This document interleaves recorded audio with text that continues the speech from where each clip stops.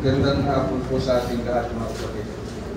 Buksan po natin ang Bibles natin sa Psalm 122 at basahin po natin ang verse 1. Sa verse 1 sabi po dito, ako'y natutuwa ng kanilang sabihin sa akin, tayo'y magsiparoon sa bahay ng Panginoon. So dito makikita natin yung panulat ni David na sabi niya, tayo'y magsiparoon sa bahay ng Panginoon. Ibig sabihin, sa isang lugar na kung saan ang kanilang gagawin ay sasambahin ang Panginoon. Na kung inyong napansin, sabi niya rito, ako'y natutuwa ng kanilang sabihin sa akin. So nung sabihin sa kanyang sila'y pupunta para sumamba sa bahay ng Panginoon, anong pakiramdam niya? Sabi niya, natutuwa siya, excited siya, masaya siya. So kung tatanungin natin ang ating mga sarili, tayo baga, kapag tayo pupunta sa bahay ng Panginoon, ano bang ating nararamdaman? Tayo ba'y masaya? O gaya ba tayo itong favorite word ni Brother Jerry? Masulit. Di ba ba? So ating pagpaaralan, sabihin na lang natin, gladness in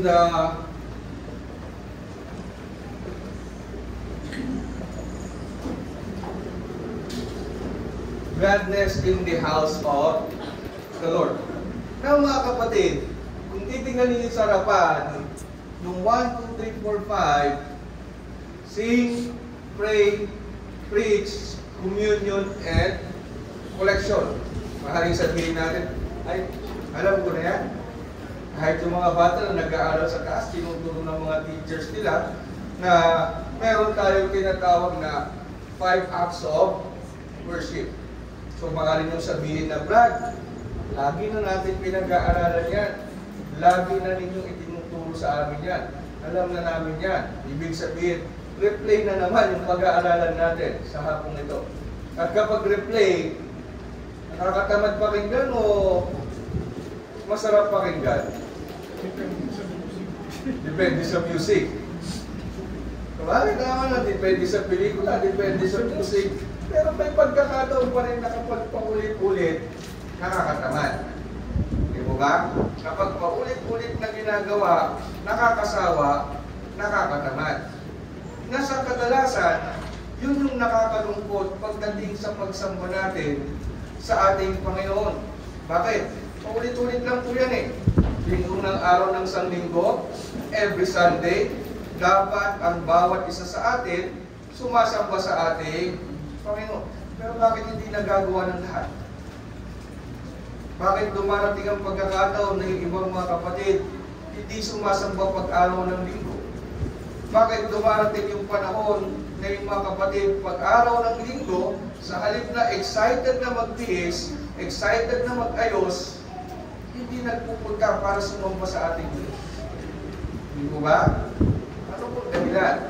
Maaaring alam natin itong sing, pray, preach, communion, and collection, kaya lang, ang ibig ko sabihin, nung sinabi ni David na natutuwa siya kapag inaaya siya na magpunta sa tahanan ng Panginoon, alam niya kasi kung anong dahilan.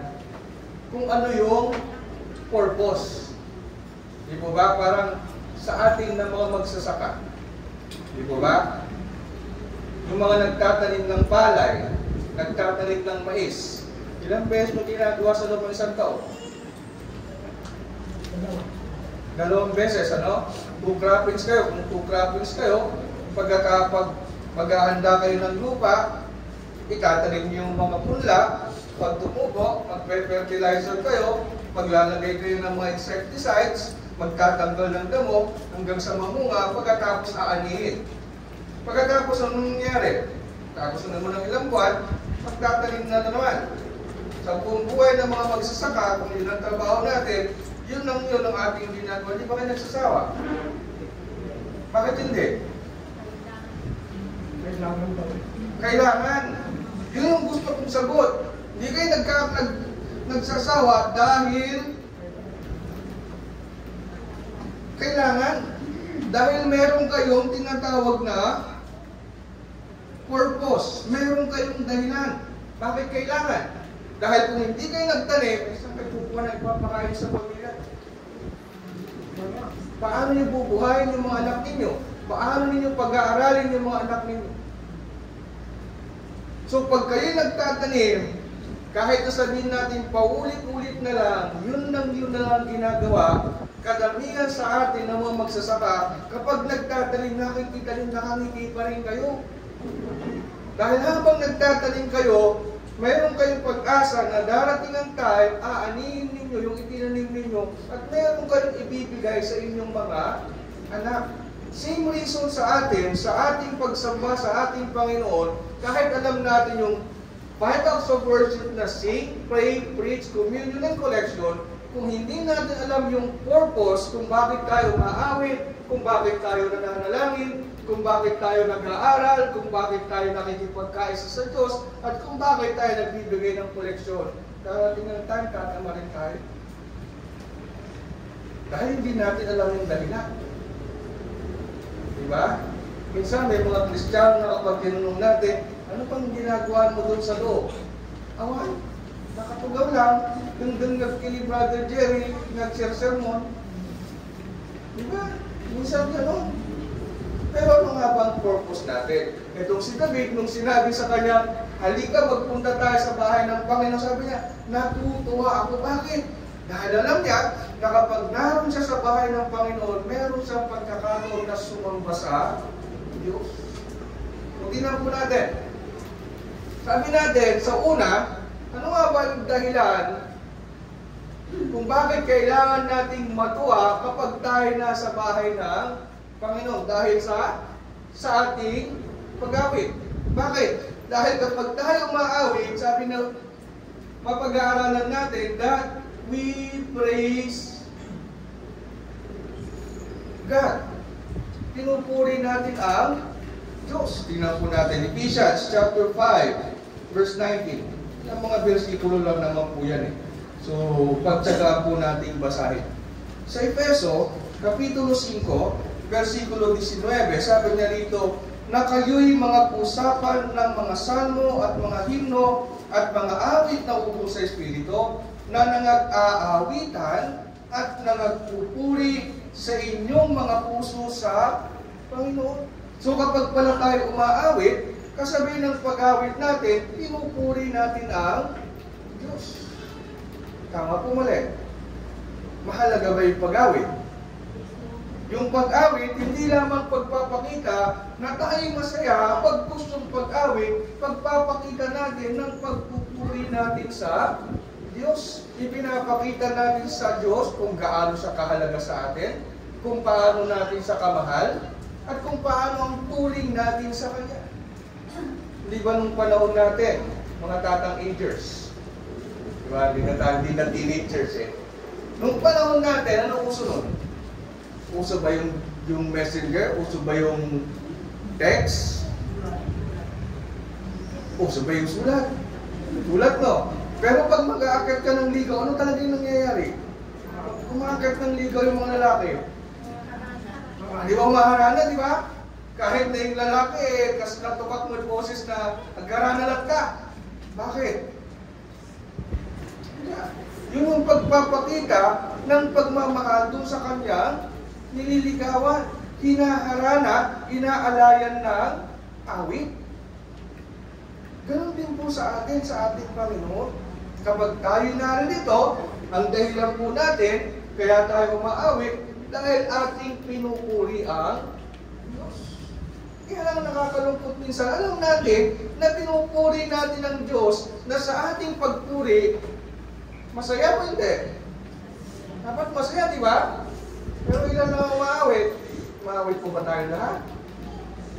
Sana umaawit po tayo lahat. Para sa ganon, lahat po tayo maipakita natin ang ating pagpupuri sa Diyos. Hindi lamang po yun. Dito sa Colosas, Kapitulo 3, versikulo 16.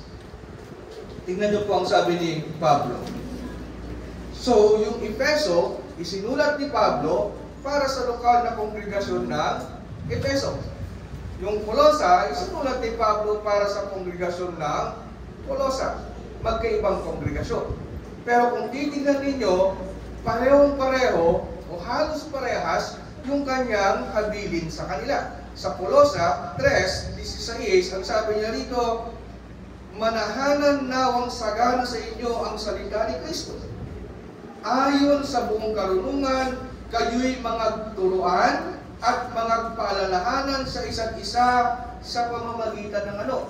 Sa pamamagitan ng mga salmo at ng mga himno at mga awit na ukol sa Espiritu, na magsiawit kayong may biyaya sa inyong puso sa Diyos.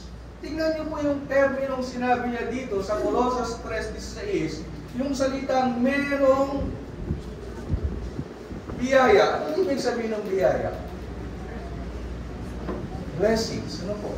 Sa English, grace. Usually, ang grace, ang ibig sabihin ng grace is isang regalo na hindi ka naghihintay ng kapalit. Kaya nga, blessing. Na kapag tayo umaawit, nagpapakita tayo ng yung awit natin is nakapagbibigay ng blessing, nakakapag-uplift, nakakapagbigay ng papuri sa ating Diyos. So, tingnan po natin, bakit nga ba tayo umaawit?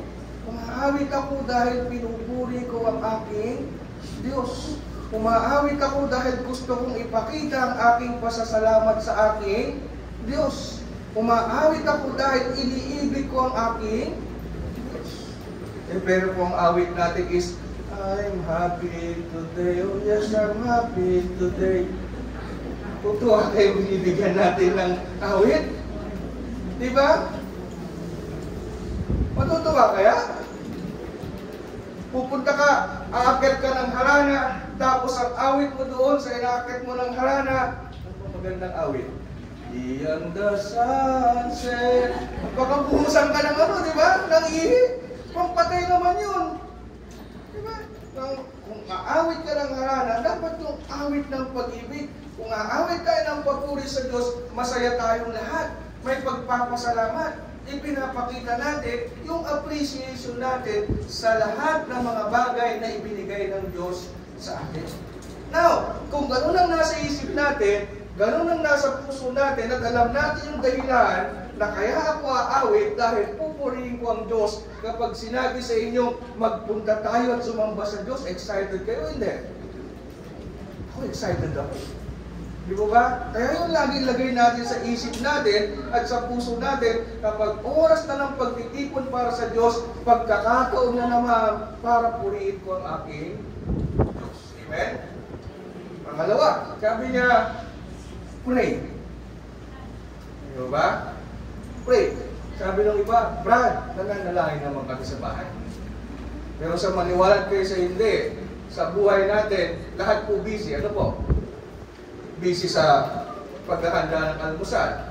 Busy sa paghahatid sa mga estudyante sa school. Busy sa pagbabantay sa school. Tama? Habang nagbabantay, busy pa rin. Mama Marites. Pag-uwi, busy saan? Pagluluto. Pagkatapos makaluto, asikasuin na yung mga anak, gawain bahay, yung mga lalaki, busy sa bukid o sa mga trabaho nila, na kadalasan, nakakalimutan natin ang ating Diyos. Dahil busy po tayo. Ano po? Now, sa loob ng tahanan, kung ito si tatay, yan si tatay, ito si nanay, kung parehas na busy yan, at hindi na nag-uusap yung dalawang yan, anong mangyayari? Pwede ba sa mag-asawa yun hindi na nag-uusap? Magkasama ka sa isang bahay, hindi kayo nag-uusap, pwede ba? Kanya garod, ang angutan nyo lang ni Maysa kay Maysa. Ganon garod. Tapos nung mga nagdikos, ganon garod. Bakit kailangan nyo mag-usap? So yun may pagkakataon, halimbawa, yung pera na nilakay, ibibigay niya kay Mrs. May pagkakataon, pag paubos na yung pera, wala nang pambili ng mga pangangailangan, sasabihin ni Mrs. kay lakay kung ano yung kanyang kailangan para may remedyo naman ni lakay. Kung may problema sa mga anak, sasabihin sa asawa para magtulungan sila kung paano turuan yung mga anak. So, kailangan natin ng communication. Kailangan natin mag-usap sa isa't isa. Ganun din yun. Yung prayer, ang purpose kung bakit tayo nag-pray is to talk to God. Para kausapin natin ang Diyos. Para sabihin natin na, Brad, ang Diyos naman, alam naman niya lahat ng pangangailangan natin. Alam niya lahat ng nangyayari. Pero still, kailangan po natin kausapin ang Diyos. Kailangan pa rin natin na sabihin sa Diyos yung ating mga pangangailangan. Gaya nga ng sabi ko, kapag nagpapaaral tayo sa school, alam natin kung anong pangangailangan ng mga anak natin. Alam natin na kailangan nila ng allowance, kailangan nila ng mga gamit sa school, kailangan nila ng pamasahe, kung ano-ano man. Pero may mga pagkakataon na kailangan pa rin sabihin nila sa atin para ma-provide natin sa kanila. Di ba? Ganun din sa atin sa Diyos. Kailangan natin manalangin sa Diyos. Kung sa sinabi niya, pray without ceasing, sabi nga natin, busy-busy tayo. Pero kahit busy tayo, dapat lagi tayo nananalangin sa Diyos. Sa Philippians chapter 4, verse 6, ano kung sabi rito ni Pablo? Filipos 4:6, sabi niya rito, huwag kayong mga balisa sa anumang bagay, kundi sa lahat ng mga bagay, sa pamamagitan ng panalangin at daing na may pagpapasalamat, ay ipakilala ninyo ang inyong mga kahilingan sa Diyos. So sabi niya, huwag tayong mabalisa sa anumang bagay. Ito, aminin natin nababalisa pa ba tayo sa mga bagay-bagay? Oo, hindi. Nabalisa pa rin tayo, normal yan eh. Inaalala natin yung mga mais natin, inaalala natin yung mga palay natin. Kahit yung sa mga asawa nating babae, alam niyo kung kailan balisa ang mga yan. Diba? Kapag hindi kayo nakapag-remit sa kanila ng pera, paubos na yung pera nila, at kapag kinausap mo, nakamisuta. Diba? Bakit? Ayos ka lang. Well, di nagkakapatang, busy na. Diba? Pero kapag kabibigay mo ng pera, karirimit mo lang, kumpleto pa, walang bawas, pag naglalabay, tapos maglaba, lakay, lakayat mo ka rin. Ibanog ka lakay. Pero pag walang pera, tinanong mo, ano masida, biro ka ta, nagalog ta. Lakay ka, magluto. Diba? Minsan pag wala tayong pera, nababalisa tayo. Pag may problema tayo, nababalisa tayo. Pag may mga bagay na hindi magandang nangyayari sa atin, nababalisa tayo. Pero sabi rito, kaya pag meron yung mga time na nag-aalala tayo, nababalisa tayo, ang sinasabi ni Pablo, lumapit tayo sa Diyos. Kasi sabi niya, pagkatapos niyang sabihin, huwag kayong mga balisa sa anumang bagay, kundi, sabi niya, sa lahat ng mga bagay. Pag sinabing lahat, pag sinabing amin, may naiiwan? Sabi niya, sa lahat ng mga bagay, sabi niya, sa pamamagitan ng panalangin at daing na may pagpapasalamat, ay ipakilala ninyo ang inyong mga kahilingan sa Diyos. Kapag may problema tayo sa pera, may problema tayo sa bahay, sa ating mga anak, sa pangangailangan natin, kahit na problema sa mukha natin, ang sabi ng Biblia, sa lahat ng bagay, sabihin natin sa Diyos at papakinggan tayo ng Diyos. Amen? Amen. Naniniwala po kayo? Naniniwala po ko? Dahil sabi rin ni Pablo sa versikulo 7, at ang kapayapaan ng Diyos na di masayod ng pag-iisip ay mag-iingat ng inyong mga puso at ng inyong mga pag-iisip kay Kristo Jesus. Pagkatapos ng manalangin, kapag tayo nanalangin na may pagtitiwala, makakatanggap tayo ng kapayapaan na nalalaman natin na anuman ang ating hiniling sa Diyos, ipagkakaloob ng Diyos. Huwag lang dating asahan na agad-agad. Baka kasi ang nasa isip natin pag humingi tayo ngayon sa Diyos, agad-agad ibibigay ng Diyos. Merong tatlong pamamaraan ng pagsagot ng Diyos. Di ba? Ano yung tatlong pamamaraan niya? Pwedeng no, pwedeng yes, or pwedeng not yet. Kailan tayo sinasagot ng Diyos na no? Kapag pupasaway tayo. Kapag hindi tayo karapat-dapat. Kahit anong hiling natin sa Diyos, hindi niya tayo papakinggan. Diba sabi nga Isaiah chapter 59 verse 1 and 2, yung kasalanan natin ang siyang naglalayo sa atin sa Diyos, ang siyang nagtatakip ng tenga ng Diyos para hindi niya tayo marinig. Kaya habang tayo gumagawa ng kasalanan, kahit na manalangin pa tayo, hindi niya tayo pagbibigyan. Pwede rin yes. Kailan tayo sinasagot ng Diyos ng yes? Ay kapag tayo po'y matuwid na mga anak, masunurin na mga anak. Hindi ba yung mga anak natin? Kapag yung mga anak natin, nakita ninyo na kapag inutusan ninyo, ginagawa niyo yung mga pinag-uutos ninyo, masunurin, mabait, hindi sakit ng ulo, kapag humingi ng pera sa inyo, magbibigay kayo agad, hindi. Magbibigay kayo kagad kung meron kayong pera. Eh kung pasaway, laman ng barangay hall. Bakit laman ng barangay hall? Ako sakit ng ulo ng barangay, away dito, away doon. Pag humingi ng pera sa inyo, alam nyo kung saan niya gagastusin. Nalulustay niya, bibigyan niya? Ay hindi kahit may pera ako. No, ganun din sa Diyos. Pero minsan sabi niya, not yet. Hindi mo na ngayon. Matuto kang maghintay. Matuto kang pakita mo na deserving ka. Diba?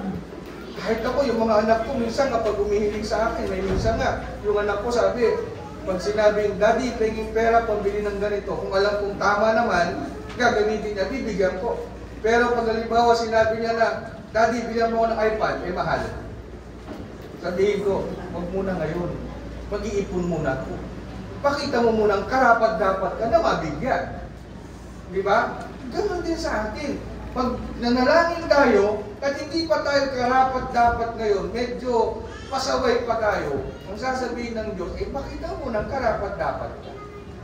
Pero ang higit sa lahat, kapag tayo nagtitipon-tipon, ito yung pagkakataon na nakakausap natin ang Diyos. Hindi ba ang sarap na makausap ang Diyos? Na-experience yun na yung meron kayong mabigat na problema, parang ang bigat-bigat ng dibdib, sumisikap ang dibdib, hindi nyo na alam kung anong gagawin ninyo, parang ang lungkot-lungkot ninyo. Hindi mo masabi sa asawa mo, hindi mo masabi sa mga anak mo, pero meron kang best friend na pwede mong kausapin na kapag nasabi mo sa kanya, lumuluwang yung pakiramdam nyo. Na-experience na yun? Di ba? Kapag meron tayong kausap, anumang bigat na dinaramdam natin, dinadama natin, naiibsan yung bigat na ating dinaramdam. Ganun din sinasabi ni Pablo. Kapag tayo'y binigay natin sa Diyos, kinausap natin ng Diyos, nanalangin tayo, at sinabi natin ang mga pangangailangan natin, yung nga yung sabi niya, at ang kapayapaan ng Diyos na di masayod sa pag-iisip, ay mag-iingat ng mga puso at ng inyong mga pag-iisip kay Kristo Jesus. Nagkakaroon tayo ng assurance. Nagkakaroon tayo ng tinatawag nating peace of mind na dahil nasabi na natin sa Diyos, darating ang tayo, sasagutin ng Diyos yung ating mga panalangin. At pag gano'n, ang nasa isip nating purpose kung bakit tayo nagpupunta sa bahay-sambahan, masaya po tayo magpunta o malungkot? Masaya. Excited po ako. Nasasabihin ko, makakausap ko na naman ang Diyos. Makakapiling ko na naman ang Diyos. Pangatlo, dito po sa bahay-sambahan, nagkakaroon tayo tinatawag natin preaching. Diba? Yung preaching is pag-aaral, pagtuturo, pag-aaral ng alin. Diba? Pag nag-preach tayo, pinag-aaralan po natin, ano po? Yung gospel, o sabihin lang natin yung word of God. Di ba? Bakit po kailangan natin pag-aralan yung salita ng Diyos? Bukod sa sinasabi dito sa Hebrews 10:25, na sabi, huwag ninyong kaligtaan ang inyong pagkakatipon-tipon. Dahil mayroong dahilan. Ano po? May dahilan. Kasi minsan, kapag tayo nagpupunta dito sa ating pagtitipon, at ang iisipin lang natin is yung nagtuturo sa harapan, nasabihin natin, parang ayoko mag-attend na lang. Bakit? Nakaschedule si Brother Jerome. Magaling pa man din mag-sermon yun. Laging nagagalit. Ayoko mag-attend. Actually, ganun na nasa isip natin. Diba? Pero kung alam natin yung purpose, kung bakit nga ba kinakailangan merong pag-aaral ng salita ng Diyos, hindi natin titignan yung taong nagtuturo. Ang titignan natin yung bagay na ating matututunan. Kasi nga sa Hebrews chapter 10, verse 25, ayon sa sumulat ng Hebrew, kung sino man po yung sumulat ng Hebrew, ito ang kanyang sinabi. Chapter 10, verse 25 ng Hebrew, sabi niya, na huwag nating pabayaan ang ating pagkakatipon na gaya ng ugali ng iba, kundi mga aralan kayo sa isa't isa, at lalo na kung inyong namamalas na nalalapit na ang araw. Sabi niya, exhort one another. So tayo nagtitipon-tipon, nag-aaral to exhort one another. Para turuan ang isa't isa, para pagsabihan ng isa't isa, para palakasin ang pananampalataya ng bawat isa. Amen po ba? Kasi kung nag-iisa lang tayo, matibay pa yung nag-iisa o kailangan natin ng kasama? Yung paborito natin example, magwawalis ka ng bakuran mo, kumuha ka ng isang pirasong walis tingting, kailan ka matatapos? Di ba? Matatapos ka ba? Kahit sabi mong ko yung pantusok, mapupuno pa rin, mababali pa yan. Pero para mabilis anong gagawin? Kumuha ka ng maraming walis tingting, pagsama-samahin mo hanggang sa makabuo ka ng walis. Na kapag buo na yung walis, mas madali ka na matatapos. Mas matibay na rin ito. Hindi mo basta-basta mapuputol, hindi basta-basta mapapalit. Ganon din tayo mga Kristiyano. Kapag nag-iisa, kahit si Brother Jerome, kahit na mabasa ko buong Biblia, kapag ako'y nag-iisa, wala akong kasama na magpapatibay sa akin, magpapaalala sa akin, may pagkakataon na madapa ako at ako ay maghina at ako'y mawala sa katotohanan. Pero kung kasama ko po kayo, marami tayo, nasama-sama tayo, sa tuwing nagtitipon tayo, pinapaalalahanan natin ang bawat isa, pinatatatag natin ang bawat isa, ay malabo na maghina po tayo. Tama po ulit. Kaya nga, yun ang mahalaga. Yun ang sinasabi rito, kapag tayo nagtitipon, kailangan merong pag-aaral ng salita ng Diyos dahil yan yung ginagamit natin sa pagpapatibay natin sa bawat isa. In 2 Timothy chapter 4, verse 2 hanggang 3, sabi niya, ipangaral natin ang salita sa kapanahunan man at sa di kapanahunan. Tingnan po natin.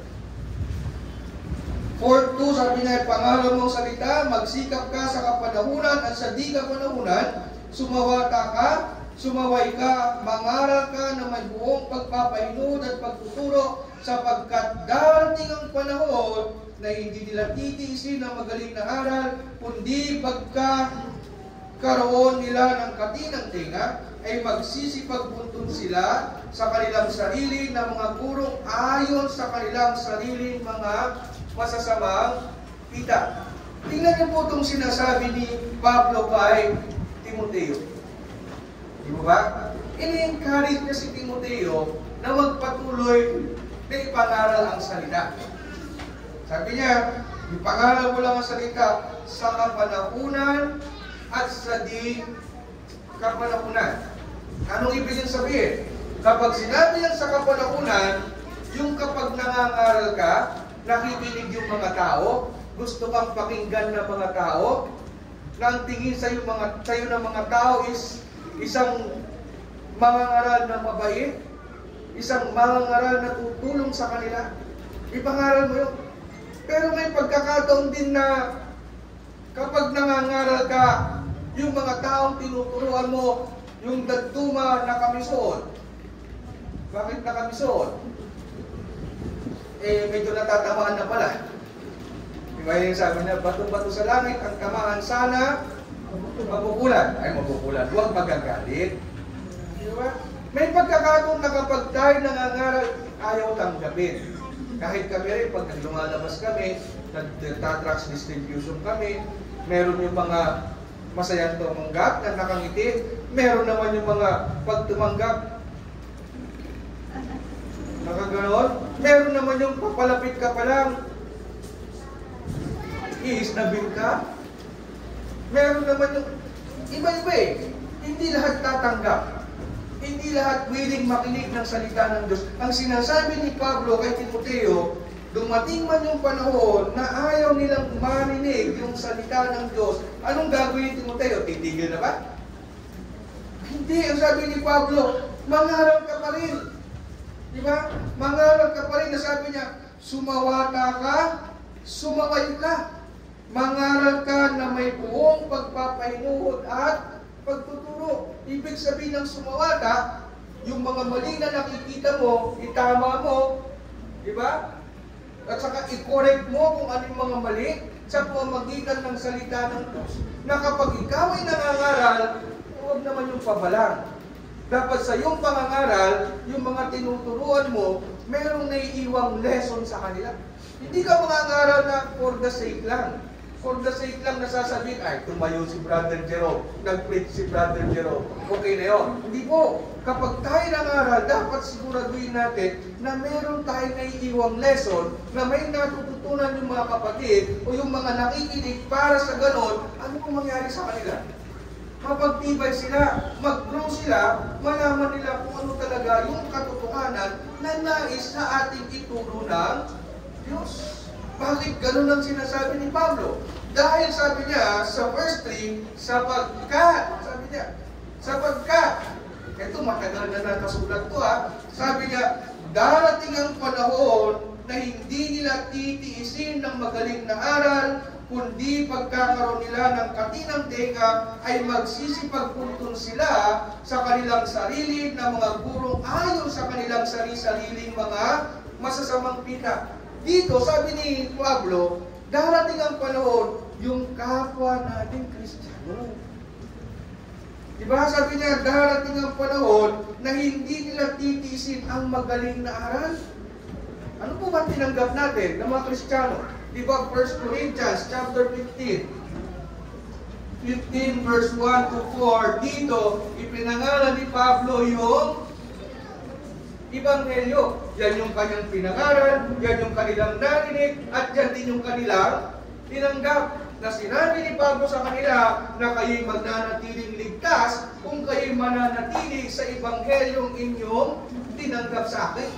Pero sabi din ni Pablo kay Timoteo, darating ang panahon na yung mga kasama nating Kristiyano, hindi nila titiisin yung magaling na aral.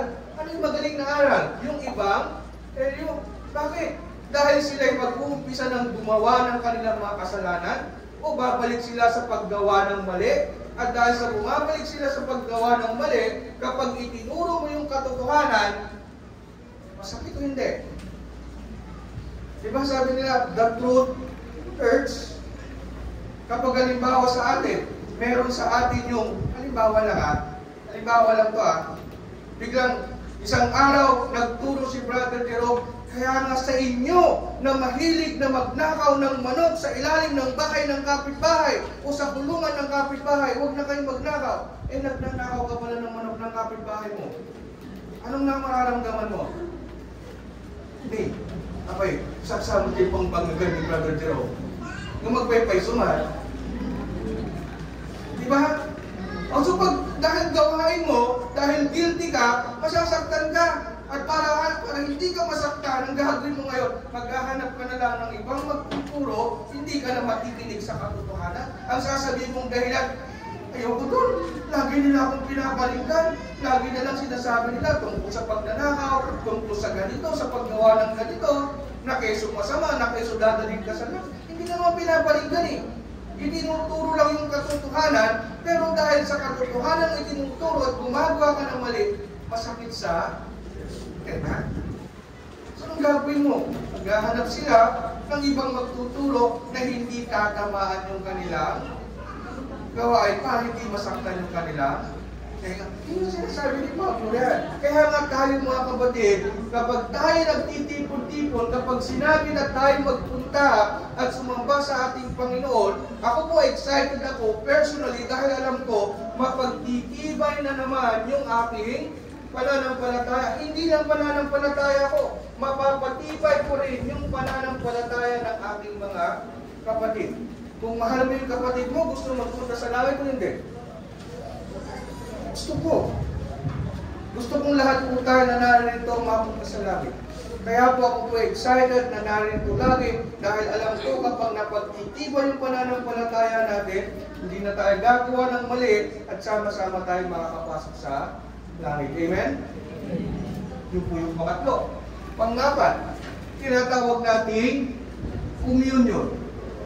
Ano ibig sabihin ng communion? Kapag tayo nagkakaroon ng communion, we have fellowship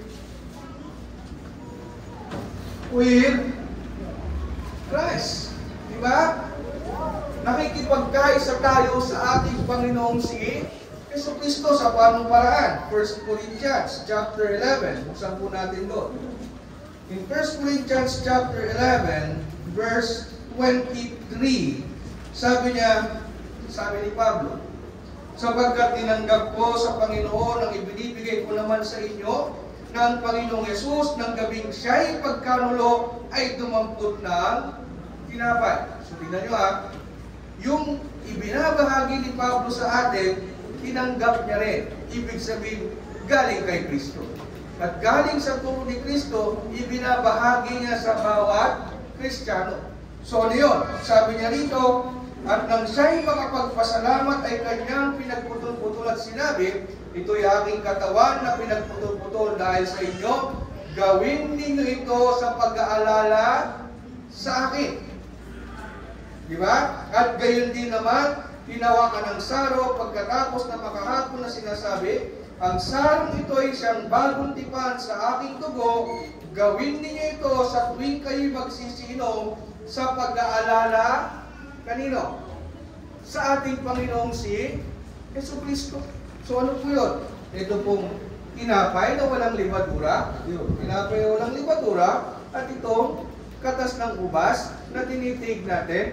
Na kapag tinitig natin ito, animong nandoon tayo sa sitwasyon na yun na kasama ni Jesus yung kanyang mga apostol. Diba tayo nakikipag-fellowship? Kaisa niya tayo sa kanyang pagkamatay at sa kanyang muling pagbabalik. Parang diba, alam niyo yung salitang reenactment? Parang inuulit lang natin yung nangyari ng Lord's Supper. At inaalam din natin yung dahilan bakit niya pinagpasalamat yung kanyang katawan, bakit niya pinagpasalamat yung katas ng ubas, at kung bakit niya sinabing gawin ninyo ito bilang pag-aalala sa akin. Bakit po? Dahil pagkatapos ng Lord's Supper na yun, anong mangyayari? Sapagkat, sabi niya rito, sa tuwing kanin ninyo ang tinapay na ito at inuman ninyo ang saro, ay inihahayag ninyo ang pagkamatay ng Panginoon hanggang sa dumating siya.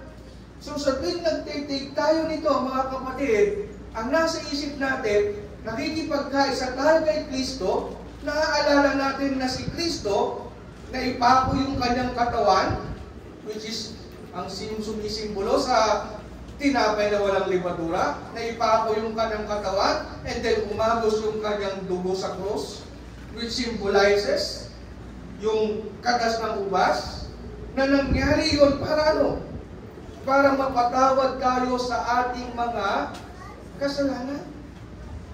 Diba? Na kung hindi namatay si Kristo, kung hindi nangyari na siya'y naipako sa krus at nagbuwis ng buhay, may kapatawaran ba sa ating mga kasalanan? Alam mo?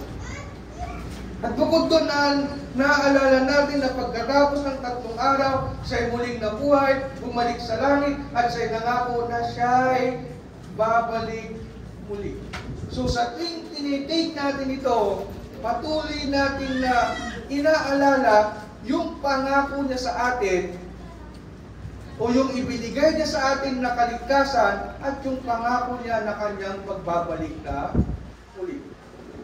Sa pagpapatuloy, sabi niya rito, sa verse 27, sabi niya, kaya, ang sino mang kumain ng tinapay o uminom sa saro ng Panginoon na hindi nararapat, ay magkakasala sa dugo at Panginoon na, at sa katawan at dugo ng Panginoon.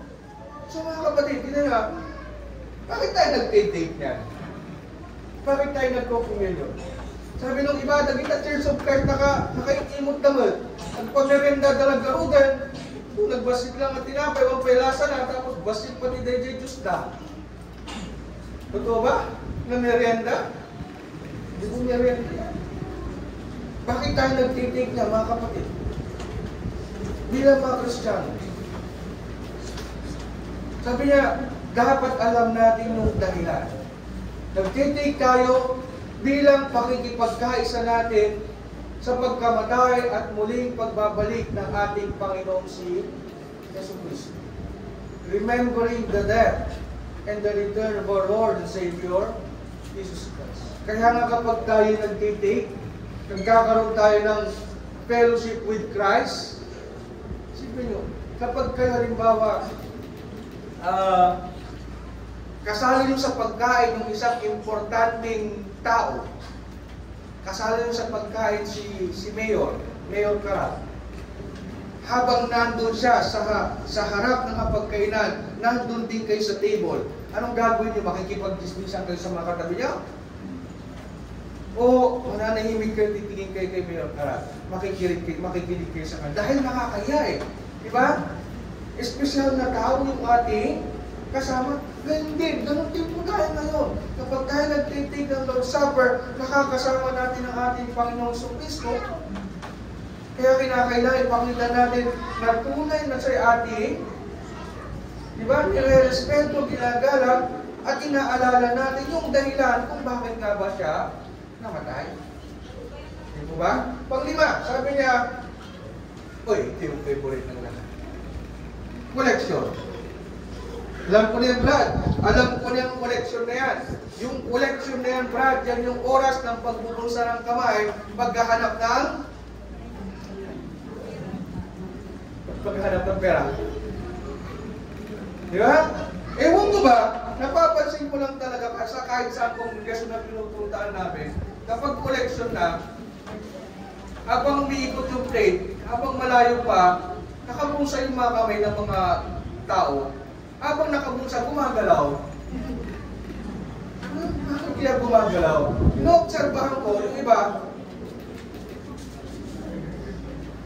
yung unang panahon, madali lang nung unang panahon, yung pera natin, yung pera natin, hindi pa pare-parehas. Iba yung laki ng 5 piso, iba yung laki ng 10 piso, iba yung piso, iba yung ano. Kaya pag binusang mong ganon, tapos basit, binting ato yan. Wala tayo nakikita binting din, no? Meron na, pero bibihira na eh. Hindi na napupunta sa koleksyon. Dati, pag nagbibilang kami ng koleksyon, maniwala kayo sila, nagado binting na. Di ba? Ngayon, mas ngayon eh, mas nakakakabang mag-koleksyon ngayon. Sabi ng iba, bakit? Kung pare-parehas yung itsura ng barya natin, yung 10 piso, minsan mapagkakamalong 5 piso, yung 5 piso, minsan akala mo piso, tama mali. So pag bubulot ng ganon, atoy. Singkol sa atoy. Tapos bubulotin yung ganon. Dismal. Supli na, disgamin eh. Hindi kasi kayo gawan, kasi mo. Singkol. Pero ka na dyan piso. Pag nakita niya na yung piso, sa kanya ganda. Nakapatid, minsan, sabi ko nga, bakit pagdating ng collection, para tayo nagdadamot sa Panginoon? Diba?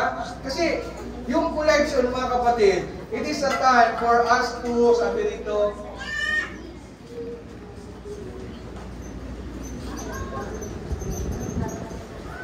for us to give back to God. Ibig sabihin, pag sinabing give back, magbalik ng blessing na ibinibigay ng Diyos sa atin. Bakit po tayo buhay ngayon? Bakit po tayo narinig sa ngayon?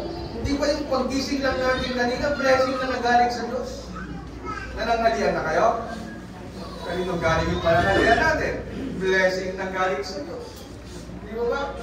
Yung mga pang-araw-araw na ipinuprovide ng Diyos sa atin, blessing na galing sa Diyos. Kaya nga sana, huwag po tayo maglamot sa Diyos. Ang problema nga, sabi ko nga, parang ang damot-damot natin sa Panginoon. Pero pagdating sa barkada natin, kaibigan natin, kahit na yung pambili ng ulam ng pamilya natin, na hindi bilhin natin sa kaibigan natin. Di ba? Pag araw ng Sunday, ganun yung ginagawa natin. Pero pag nasa lubong ka ng barkada mo, nasasabi niya, pare, tagtada na nagkita, pakalding ka man. Ay, wala, balik ka, alam din motor ko. Eh, siyempre, para naman di ka mapaya sa kumpare mo, apat kayo magkakasawa, isa pare, libre pare. Diba? Pagkatapos, kamot sa ulo dahil wala nang pagkain ng pamilya natin. Pero pagdating sa Panginoon, mahirapan pa tayo magbigay ng 130. But 130 yung kambing doon eh, unli rice, 130 no? Unli rice saka unli sabaw. Nagagawa natin man libre. Pero sa Panginoon, hirap pa tayo magbigay ng gano'n sa Panginoon. Mga kapatid, yung collection po natin, saan po napupunta? Saan po napupunta? Sabi natin, yung collection napupunta sa una, evangelism. Pangalawa, edification. Pangatlo, benevolence. Ano po yung evangelism ulit? Ito yung sa evangelism, yan yung mga pangangailangan ng mga mangaral natin kapag sila lumalabas na nagtuturo sa iba't ibang mga lugar. Siyempre kapag lumabas yung mga preachers natin, mangaral natin, kailangan din ng gasolina ng kanilang mga sasakyan. Kailangan din ng gasolina ng kanilang mga tiyan. Diba? Kung papaitan pinsin ng palukan lang, mabalinin. Actually, ang ayon sa Biblia, tayo na iglesia, dapat pinoprovide natin yung pangangailangan ng mga mangaral natin, hindi lang yung mangaral, kundi yung kanyang buong pamilya. Mapalad lang kayo dito, mapalad tayo dito sa Pagirig, dahil kahit paano, meron kaming other source of income, kaya hindi na tayo nag-provide sa ating mga mangaral. Pero pag dumating yung panahon na magkaroon kayo ng ibang mangaral dito, ibang preacher na walang mapagkunan, walang other source of income, responsibilidad ng kongregasyon na buhayin yung ministro ninyo kasama yung kanyang pamilya. Bakit po?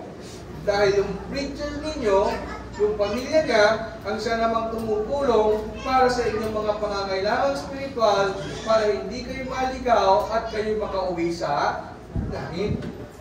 Kaya nang kumbaga yung kaya sabi ng Biblia, sa mga nabubuhay sa Ebanghelyo, those who live by the gospel must live by the gospel, sabi nga roon. So bukod sa evangelism, pangalawa na gamit nung collection natin, nung perang naipon natin for edification. Hindi po libre yung tinapay. Hindi libre yung katas ng ubas. Hindi po libre yung kuryenteng ginagamit dito. Yung mga inuupuan natin, yung iniinom natin, yung tubig natin, lahat po yan may bayad. Amen? Saan natin kinukuha? Doon po sa ating natitipon. Ano po? Hindi rawan po yun. benevolence. Kapag meron tayong kapatid na nangailangan for emergency purposes. Now, yung emergency purposes na sinasabi natin, pag sinabing emergency, kailangan talaga. Diba? Kung meron ka ng mapagpupunan, pwede kang doon muna sa pinagpupunan mo. Pero kung wala ka talaga mapagpupunan, at kailangan, pwede kang lumapit sa iglesia at buhat sa collection natin, itutulong natin sa kapatid na nangangailangan. Hindi yung, ano ko masasabihin? Kasi may nangyayari na hindi ka lang tinuturo ng Biblia. Parang tipong sa iba, magalimbawa, nagkasakit ako. Diba? Kung nagkasakit ako, kailangan magpa-check up. Pupunta ako sa preacher ko, sasabihin ko, Brad, may sakit ako. Kailangan ko magpa-check up. Ganito yung pa-check up. 1,000. Ang gagawin nila, gusto nila, kukuha na kaagad doon sa collection. Mga kapatid, obligasyon po natin yun. Bilang isang individual. Na kapag nagkakasakit tayo, obligation natin, nagawan muna ng paraan. Pero kung na-exhaust na natin lahat ng paraan, nagawa na natin lahat ng dapat nating gawin, at wala na talaga tayong mapagpunan, yun lang yung time na pwede tayong lumapit sa ating congregation para tulungan tayo galing doon sa ating collection. Naiintindihan po natin mga kapatid. Kasi kung gagawin natin bawat pagkasakit sa atin, pupunta, ano mangyayari doon sa collection natin? Maubos. Pagdating ng emergency talaga, may magagamit ba tayo? Wala na. Pagdating ng pangangailangan natin sa loob ng iglesia, may magagamit ba tayo? Wala na. Hindi mo ba mga kapatid? So, gano'n ang turo ng Biblia. Yung collection, we give back to our God. In 1 Corinthians chapter 16, tingnan niyo yung sabi ni Pablo dito. Chapter 16, verse 1 and 2, sabi niya, ngayon tungkol sa ambagan sa mga banal. Sino po yung mga banal? Tayo po, ng mga Kristiyano. Binibiling niya sa mga Kristiyano, sabi niya, gawin din naman ninyong gaya ng iniutos ko sa mga iglesia ng Galacia. Tuwing unang araw ng isang linggo, ang bawat isa sa inyo ay magbukod na magsimbat ayon sa kanyang iginiginawa upang wag nang gumawa ng mga ambagan sa pagparyangko. Sabi niya, kailan tayo mag-aambagan? Tuwing unang araw ng isang linggo, sabi natin tuwing linggo. So, ibig sabihin, kapag sinabi niyang tuwing linggo, itong si tuwing, pinsan ni Judith. Hindi Judith pa nila. Yung Judith ng kuryente, Judith ng tubig, Judith ng internet, Judith ng motor. Subukan nyo huwag mabayaran. Anong mangyayari sa inyo? Pag Judith na ng kuryente natin, hindi natin binayaran yung kuryente, anong mangyayari sa atin? Wala tayong kuryente, no?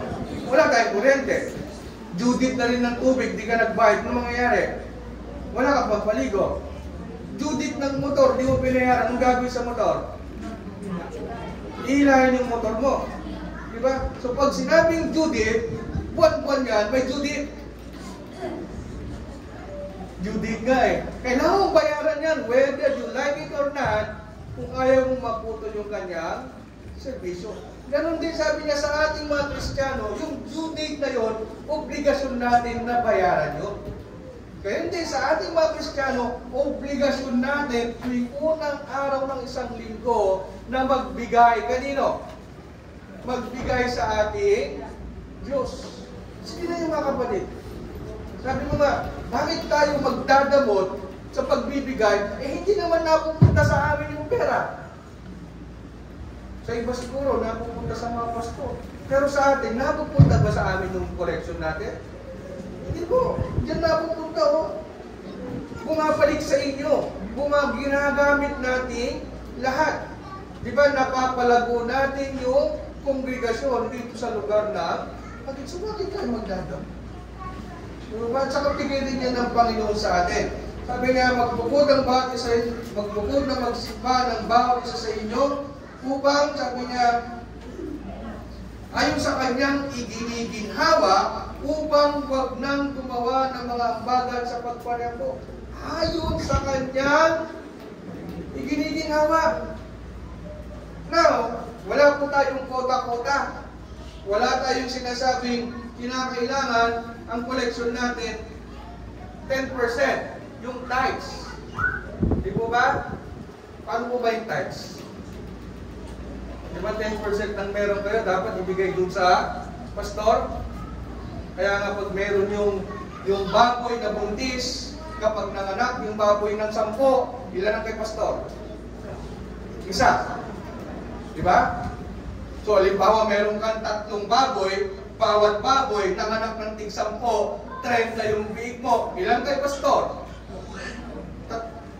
Parang maganda. Wala akong gagawin. Hihintay ko lang ng mga anak yung mga baboy ninyo. Kukubra ko. Parang maganda. Kung kaya natin. Gusto niya? Hindi po yun ang turo ng Biblia. Ang turo ng Biblia, hindi po tayo magbibigay ng quota. Hindi 10%, hindi rin namin pwedeng sabihin na dapat ang collection natin minimum ng 50 pesos bawat isa. Hindi po pwede yan. Kasi ang sinasabi ng Biblia, magbigay ang bawat isa ayon sa kanyang iginiginawa. Eh kung halimbawa, sa loob ng 1 linggo, kumita ka lang ng 500, which is normal. Hindi imposible mangyari. Meron iba kumikita ng 1,000 lang sa loob ng 1 linggo. Alam ka naman, sabihin natin, kung kumita ka ng 1,000, 10% ibigay mo. Asan ang giniginawa nyo? Di mo ba? At kung idudugtong pa natin yung sinasabi niya sa 2 Corinthians chapter 9, verse 6, sabi niya, datapwat sinasabi ko, nag-aasik ng bahagyana ay pag-aani namang bahagyana, at ang nag-aasik na sagana ay mag-aani namang sagana. Magbigay ang bawat isa ayon sa ipinasya ng alin? Ipinasya ng kanyang puso. Huwag mabigat sa kalooban o dahil sa kailangan, sapagkat iniibig ng Diyos ang nagbibigay na masaya. So magbigay kayo ayon sa ipinasya ng inyong puso. Na kapag kayo'y nagbigay, dapat bukal sa kalooban, dapat masaya. Di ba? Hindi yung dumukot ka sa bulsa mo, dumukot ka ng 100, paglagay mo sa collection tray, pag alis ng kumukuha, ang sasabihin mo, tignan mo pa, parang gustong bawiin, parang ka nangihinayang. Hindi po ganon. Dahil kung ganon, hindi po ka sa kalooban mo. Kapag ibinigay mo na, dapat naka-smile ka pa nga. Dahil po ka sa iyo, kalooban, yan yung iginiginhawa mo. Yun yung blessing na ibinigay ng Diyos. So tingnan niyo doon sa 9:6. Sabi niya, sa chapter 9, verse 6 ng 2 Corinthians, kung magdadamot tayo, konti rin lang ang babalik sa atin. Tama po mali. Kapag kayo nagtanim ng 1 hektaryang palayan, ang ini-expect ninyong aanihin, 400 kabans, kung may tama ka sa ulo, no? Hirap pa nga palabasin yung 200 kabans, no? Pag medyo tumamba-tsamba ka, siguro mga 150 kabans, tama mali?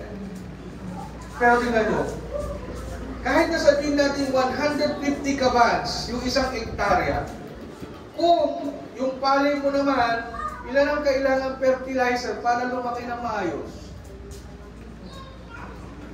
Mula sa pagtatanim mo hanggang sa matapos. Sabihin natin kung kailangan mo ng 10 fertilizer, pero sabi mo, mukhang hindi na mag-fertilizer, titipirin ko yung malay ko.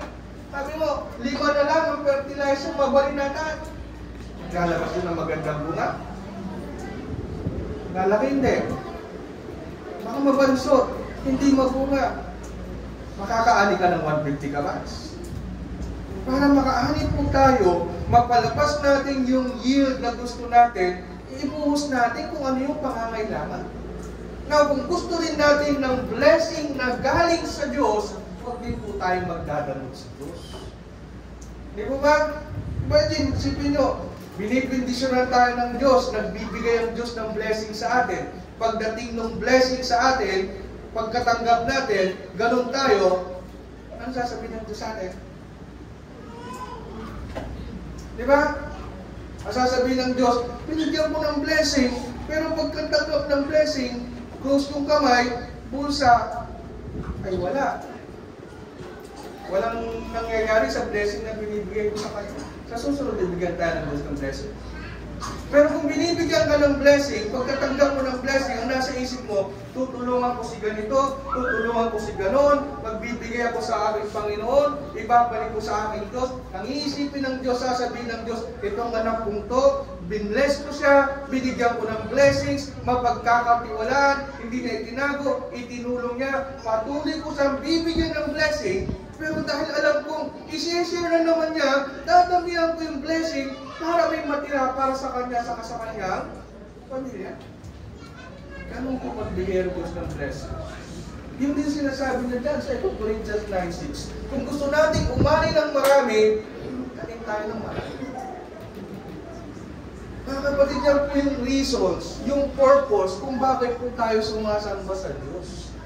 Ngayon na alam natin yung purpose, pag pupunta tayo ng araw ng linggo para sumamba sa Diyos, huwag na itong isipin natin. Minsan kung ito lang nakakatamad eh. Di ba? Paulit-ulit na lang.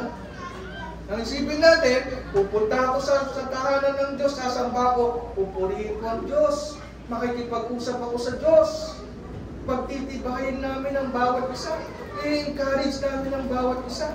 Diba? Sasabihin, magkakaroon kami ng pakikipagkaisa kay Kristo para sa ganon, maramdaman namin yung sacrifice na ginawa ni Kristo sa amin. And then, ito rin yung pagkakataon na kahit papano, sa lahat ng blessing ng Diyos sa akin, makakapagbigay din ako sa akin. Kung ganon ang nasa isip natin, nasa puso natin mga kapatid, sinasabi ko po sa atin, hindi tayo tatama rin sa pagsamba, sa halip, matutuwa tayo, gaya ng sinasabi ni David. Amen po? Magandang hapon po sa ating lahat, mga kapatid. Maraming salamat po sa pakikinig. Dumiretso tayo sa ating tuloy.